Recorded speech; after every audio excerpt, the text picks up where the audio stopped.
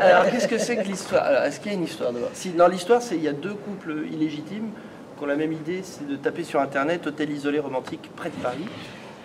Et il se trouve que l'hôtel est beaucoup plus isolé que romantique. Et donc, ils se retrouvent dans cet hôtel qui ressemble à ça, qui est donc un peu vétuste et qui est tenu par un maître d'hôtel qui n'en est pas un, en fait, qui est juste quelqu'un qui rend un service à sa sœur. Donc il y a un rôle que j'interprète et qui fondamentalement n'a pas très envie d'accueillir ces gens. Et donc évidemment, vu que ces couples sont illégitimes, bah, ils ont des choses à cacher. Ce maître d'hôtel va pas les aider, voire faire empirer les situations. Les couples se connaissent. Mensonges, quiproquos, porte qui claque, ouais. Cascade, gag, femme à moitié nue, homme à moitié nu, n'oublions pas. Toutes les recettes d'un succès. Voilà. Sexe, enfin bon, voilà. C'est une sexe-comédie. Sexe, humour et rock'n'roll. Ouais. Voilà. Exactement.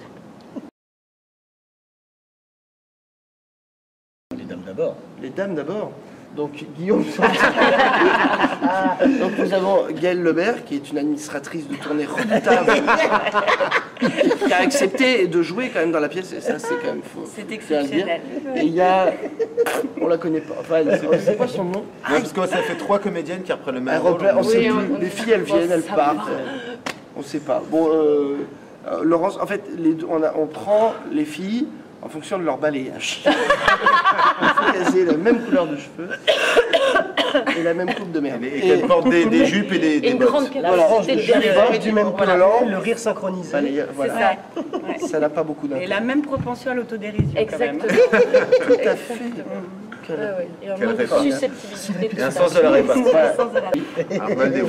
Qu'est-ce que tu me racontes là? Un fameux duo d'humoristes, Guillaume Santou et Cyril Garnier, plus connu sous le nom de les Lascarguets. Voilà, Guillaume et Santou. Guillaume et Santou. Ça, ce sera son one-man show. Guillaume et Santou. Voilà, Garnier et Santou, voilà, qu'on ne présente plus parce qu'ils sont toutes les semaines sur France 2 dans l'émission de Laurent Ruquier. Et voilà.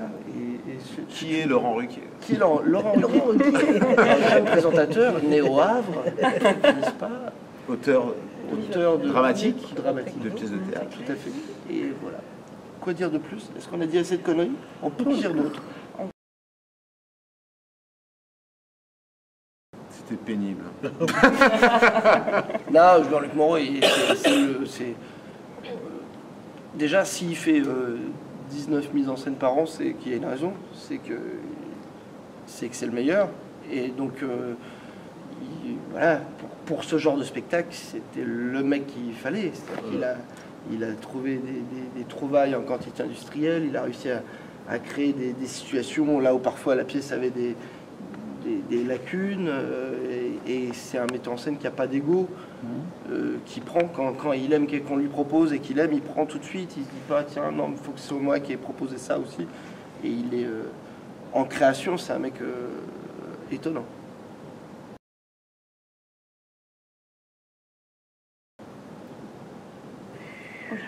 Vous êtes en train de faire comme si cette pièce avait du fond. Pas du tout. Ça n'a pas de fond. Adultère, chacun fait ce qu'il veut, voilà ce que je pense. Évidemment. Surtout devant une caméra. Ah bah oui, il y a qu'au théâtre que c'est rigolo. Bien, c'est sûr. Non, moi j'aime beaucoup l'adultère, parce que si l'adultère n'existait pas, on serait tous au chômage. Donc, on est très content que ça existe, ça nous permet d'écrire des tas de pièces fabuleuses. Et chez les autres, on remercie ces couples infidèles qui se sont impliqués à détruire des histoires magnifiques. C'était un régisseur. Le régisseur. C'est Raon. T'as bien fini ton Qu'est-ce que tu sanglier, penses tout va de bien? l'adultère? Ah, je trouve ça très bien. On voit qu'il est pas Ouais, on voit qu'il est... Allez, bon courage à tous.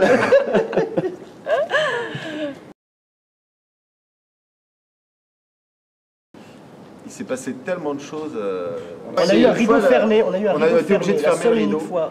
La porte de la chambre bleue, si tu te souviens, à un moment où, voilà, salle de bain, porte d'entrée, etc. et tout, la poignée lâche. Et au début de la pièce, donc pas d'autre choix, on peut pas jouer sans ces... Fermer le rideau, et les régisseurs et les missionnaires, ils ont réparé en 8 minutes la porte, ils ont changé carrément toute la porte. Et pendant ce C'était temps-là... vraiment béton. Et nous, on est passé devant le rideau et on a commencé à faire des conneries, parler aux gens, ils ont fait un sketch. J'ai fait un peu de stand-up, les filles n'étaient pas là. Elle réparait la poignée, elles avaient du cambouis plein les mains. C'est la clause 8 de leur contrat, c'est sois belle et tais-toi en fait. Oh bah un vrai parcours. Qu'est-ce que tu penses de la psychologie de ton personnage? Ben, moi je la creuse un peu plus chaque jour. C'est tout ce que je peux dire. Tu n'as pas encore atteint la moelle de ton personnage. Non. C'était le paroxysme que tu cherches? Non. Non mais c'est des personnes. Enfin voilà, on s'amuse beaucoup. Après c'est des personnages qui n'ont pas de psychologie. C'est des mécaniques.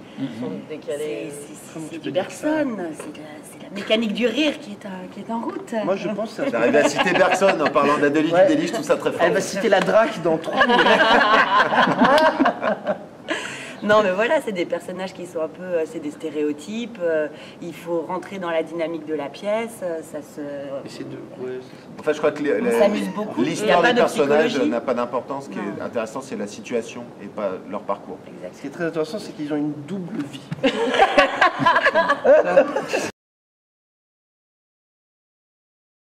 Elles sont plusieurs, les filles. Avec les garçons qui arrivent à tenir, quoi, parce que les filles s'épuisent vite sur ça. Comme dans la vie. Non, les garçons ont un peu plus de salto que nous. Un peu plus de figure. De salto, de figure. Ouais. Nous on saute sur lui. On n'a pas peur de se faire mal, ces femmes sont délicates. Donc il faut les ménager. Mais bon, elles ne se ménagent pas vraiment. Non. Surtout quand elle claque les portes, le décor tremble. Et quand elle crie aussi, le décor tremble. Et nous aussi on tremble d'ailleurs. Elle réussit avec sa main à briser des verres en plastique. C'est Qu'est-ce que t'as fait avec les bien se tenir?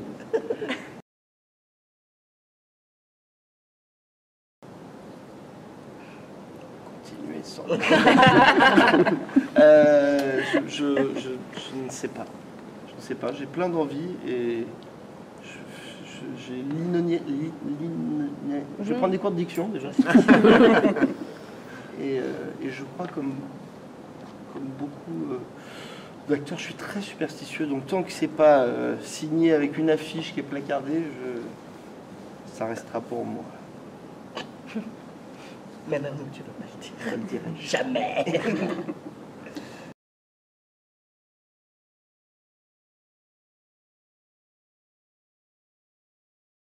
Ce qui a donné l'envie de la poursuivre, c'est quand on a eu l'idée de faire le premier sketch en 2005, il a marché. Donc voilà. En fait, on a commencé par curiosité, je dirais, ouais. En se disant tiens, ça a l'air sympa de faire du café-théâtre. On est allé, on a testé un sketch, ça a fonctionné, tout de suite ça a accroché sur les publics et les gens qui organisaient les scènes ouvertes, et puis on a continué. Voilà.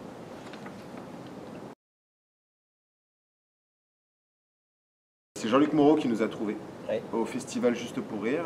On l'a rencontré là, et puis quand il a voulu monter cette pièce, il a pensé à nous. Parce que les deux couples existent et il y a deux personnages qui sont en parallèle. Et donc il s'est dit, tiens, c'est intéressant d'avoir un duo pour jouer ces deux situations parallèles.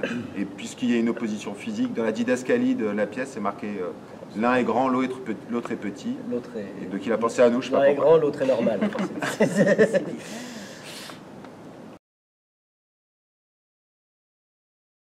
Alors ce sont deux questions très différentes. C'est sûr. Je vais partir parce que après ça va les gêner. Je préfère dire, si vous voulez dire, très sensible. Je préfère pas être là. Il pleure souvent. Il a beaucoup de doutes sur le texte au cordon. Sur scène, très respectueux du texte, et en off, c'est quelqu'un de respectueux des acteurs. Très sensible. Il pleure beaucoup, il se remet en question sans arrêt. Oui, il a des débats comme ça. Il est un peu fébrile, un peu. Ouais. Limite bipolaire. Ouais, un peu dépressif.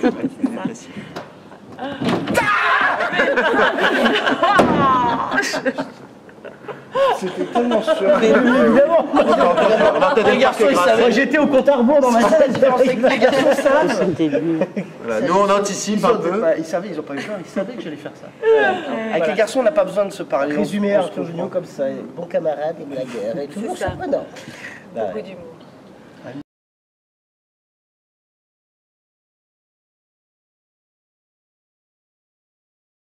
C'est sûr. Évidemment. Ce qui est amusant, c'est que On la les regardait Michaudière... pas. On jouait, mais vous regardez pas. Dès que vous avez fait Ruquier, putain, mettez le bec de Ruquier. C'est ça. La Michaudière a commencé avec cette pièce le 16 septembre et pour nous, l'émission de Ruquier a commencé le 20 septembre. Et ces deux éléments dans notre vie ont radicalement changé notre vie. Jusqu'à encore une semaine avant, le mois de septembre, on finissait la programmation de notre spectacle au Trévise, où on a fait une captation DVD qui actuellement est en vente, je le précise, voilà, en se disant, bon ben voilà, c'était cette histoire-là, on passera peut-être au deuxième spectacle et tout, et voilà, enfin, la vie a radicalement changé sur tous les plans depuis septembre 2010. Et l'émission de Ruquier a contribué à ce qu'on évolue aussi énormément, en plus de ce que les gens nous connaissent. On a réussi à s'amuser, à y rester, en plus avec tous les copains on s'éclate. Et puis on a la perspective de croire qu'on peut entreprendre des projets en se disant que les salles de 15 spectateurs sont derrière nous. Voilà. Vous savez, nous faisons partie des superstitions. Il y en a, on a aussi beaucoup d'envie, c'est vrai. On va jouer le duo c'est chez toi. à la Cigale déjà. Ouais. Au mois de juin, on fait 2 dates à la Cigale. Pour rôder. Pour rôder, avant d'aller à Avignon, au théâtre des Béliers, qui est un théâtre magnifique théâtre d'Arthur Junot. Exceptionnel. Arthur Junot nous invite pour le festival. Voilà, en vue de préparer une tournée pour 2013. Fin 2013. Et donc on se laisse la saison 2012-2013 ouverte pour des projets dont nous ne parlerons pas ici. Nous avons des choses en cours, superstition oblige. Nous non plus ne disons rien. Parce que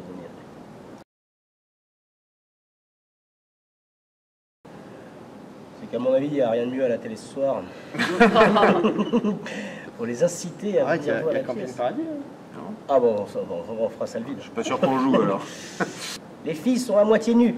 Je pense que c'est un vrai divertissement. Oui, outre le fait que les filles soient à moitié nues, et les garçons aussi. On a une parité dans la salle. Mais non, je pense que c'est un vrai divertissement. Je pense que les gens rient beaucoup. On la joue depuis 2 ans, donc c'est que on s'acharnerait pas, quoi. Si les gens riaient pas, on arrêterait très vite. Et donc voilà, je pense que si on a vraiment envie de se marrer et de se dire le théâtre, c'est pas forcément du théâtre subventionné, du cinéma-théâtre avec une chanteuse qui chante, un pianiste, enfin, c'est pas forcément que des trucs de déglinguer, et que ça peut être un truc très simple. Et c'est un peu la première marche de l'accès à la culture pour plein de gens, pour des jeunes. Et voilà, moi je pense que c'est la culture indolore, ça commence par là, de voir des acteurs s'amuser et rire avec eux, et de se dire bah, tiens, c'est un art, malgré tout. C'est pas parce qu'on rit que c'est pas un art.